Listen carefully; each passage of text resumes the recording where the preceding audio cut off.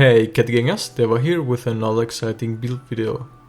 Today we will not go for something that will necessarily give you the fastest hunting times, but definitely the safest and a fun way to kill monsters without to even have to worry about the combat much. And here we're talking of course about maxed out sleep dual blades. This will allow you to kill a monster by just constantly putting it to sleep and waking it up with flinchshots. There is so much stuff that you can do when a monster sleeps, for example placing bombs down, poison it with poison bombs, or sharpen your weapon to activate protective polish. However, I want to point out that this works only for 2 and 3 star sleep weak monsters good. You can even use it on 1 star weak monsters, but it will definitely have less effect on them. For the first build I picked the Brute Tigrex dual blades because they have the highest raw damage, but as well the highest status. Don't worry about the 30% negative affinity, on this build you will have a 100% crit chance. They can also reach purple sharpness with just 2 handicraft. Since we are going to sleep spam the monster, you totally don't need to worry about sharpness. We use protective polish while the monster is asleep and you have a whole 60 seconds of no sharpness loss to put the monster back to sleep again. The reason why I don't use Safi dual blades is because they simply have way less raw damage and status. So here is a build. First of all we have to use the Awakening Charm to unlock the status.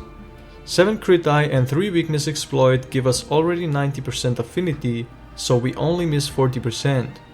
We of course use a full Safi set bonus to gain that extra 120 base sleep status and the last 40% missing affinity. So before we continue, I know there's questions coming why not true critical status, and it's very simple. True critical status modifier is 1.4 for dual blades. These dual blades have a 500 base status when maxed out. So 500 plus 40% will be 700 with true critical status. Safi gives you a base boost of 120, which makes it a 620 in total. With a Gold Rathian build you won't reach 100% affinity, which is way less damage, and also the parts are pretty bad and won't allow you to fit all the necessary skills in. Since true critical status does only increase your status when critting, it's not worth it if you don't crit at least 90% of the time.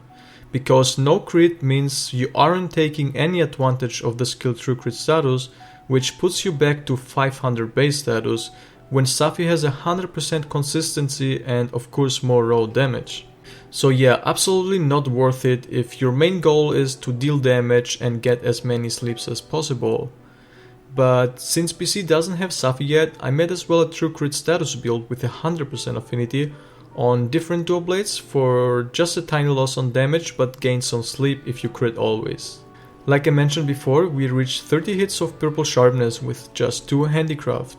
If you don't have the double handicraft deco, you can remove the agitator deco, which is not necessary at all since we already do hit 100% affinity without agitator activated. Protective polish is required to maintain your sharpness 100% of the time. In case you miss a double sleep jewels, you should check out my previous guide video on how to get 100 decorations within 1 hour playtime and most likely guaranteed to get them at some point.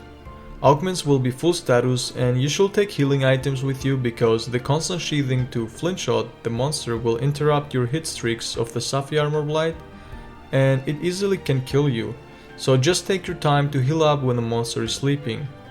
It's okay to use health regeneration though to prevent all of this if you have troubles.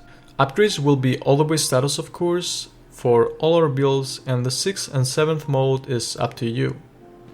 The Asefar dual blades are your second option for a sleep build, which will deal a little bit less damage, but you gain free health regeneration, 3 health boost, and since they can't reach purple you have 150 hits of white sharpness available, so you can actually even drop protective polish for a 3rd level of weakness exploit to have 100% affinity without having to tenderize. Resentment and health regeneration are working fine together, so don't worry about it. And dear PC players, here is a build for you because I know you don't have Safi yet. Basically all you lose here is a little bit of damage and 120 status increase from the Safi. But it's totally fine because we have a 100% crit chance build, and if every single hit takes advantage of true critical status, you will have a massive increase on your sleep status.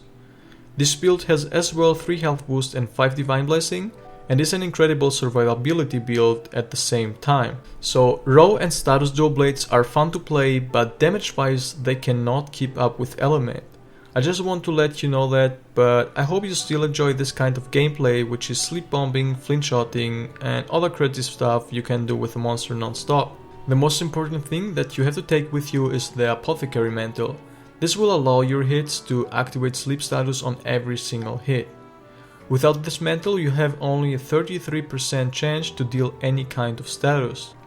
I highly recommend you to use this mantle after the second or even the third time the monster falls asleep and not on the beginning, because the first 2 sleep activations are guaranteed to be instant, but since after every status proc, monsters build up some kind of immunity and increase the threshold, making you to have to hit much more to proc a sleep. However, I have of course tested these builds, and on 2 or 3 star weak monsters they're incredibly easy to put into sleep in less than 30 seconds. You can also start putting traps down if you think the monster is going to move too much or has reached its maximum status threshold. Hope you all enjoyed this build video, because I've been wanting to make this even before Safi came out, but I saw other guys covering it so I didn't bother. But now that Safi is out, these builds are incredibly stronger than what we had because of its set bonus. If you find this helpful, be sure to leave a like and comment down below of what you want to see next from me.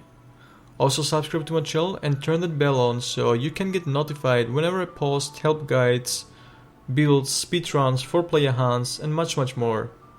With that said, I wish you all a nice day and happy hunting guys. Don't forget to join Cat Gang.